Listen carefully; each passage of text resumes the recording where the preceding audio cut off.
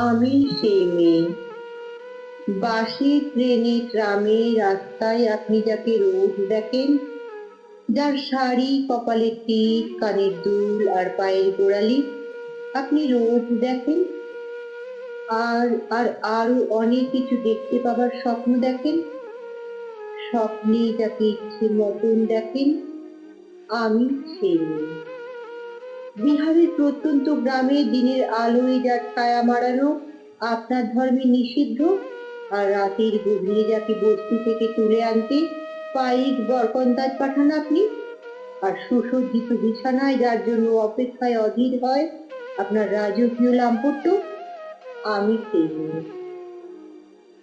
আমি সেই মেয়ে, আসামের চা বাগানে চুক্তিকামী বস্তি থেকে যাকে আপনি নিয়ে যেতে চান সাহেবী বাংলোয় মধ্যরাতে, ফায়ার প্লেসের ঝলসে ওঠা আলোয় মোদির চোখে দেখতে চান যার অনাবৃত শরীর, আমি সেই মেয়ে।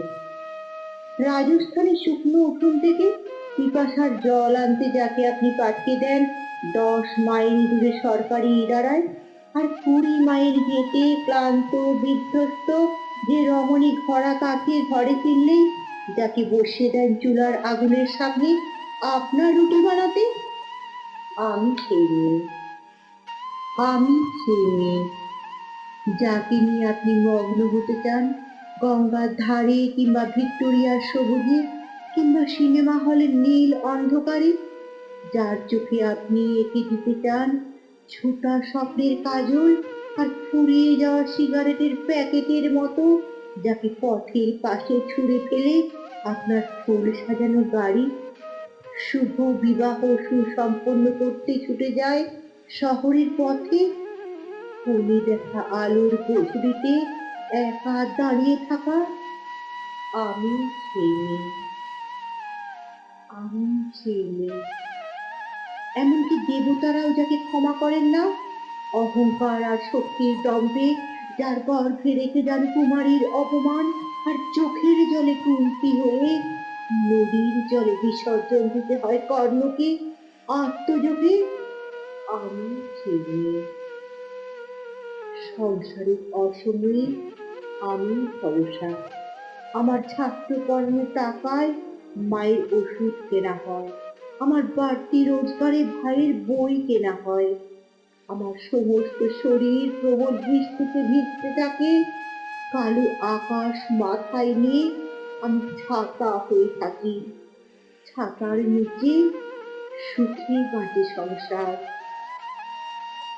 আপনি আপনি আপনারা আমার জন্য অনেক করেছেন, সাহিত্যে, কাব্যে, শাস্ত্রে, লোকাচারে আমাকে মা বলে পুজো করেছেন, প্রকৃতি বলে আদিক্ষেতা করেছেন, আর শহরগঞ্জের কানাগলিতে ঠোঁটে রং মাখিয়ে কুপি হাতে দাঁড় করিয়েও দিয়েছেন। হ্যাঁ, আমি সেই মেয়ে। একদিন হয়তো হয়তো একদিন, হয়তো অন্য কোনো একদিন আমার সমস্ত মিথ্যে পোশাক ছুঁড়ে ফেলে দিয়ে আমি হয়ে উঠবো সেই অসামান্যা।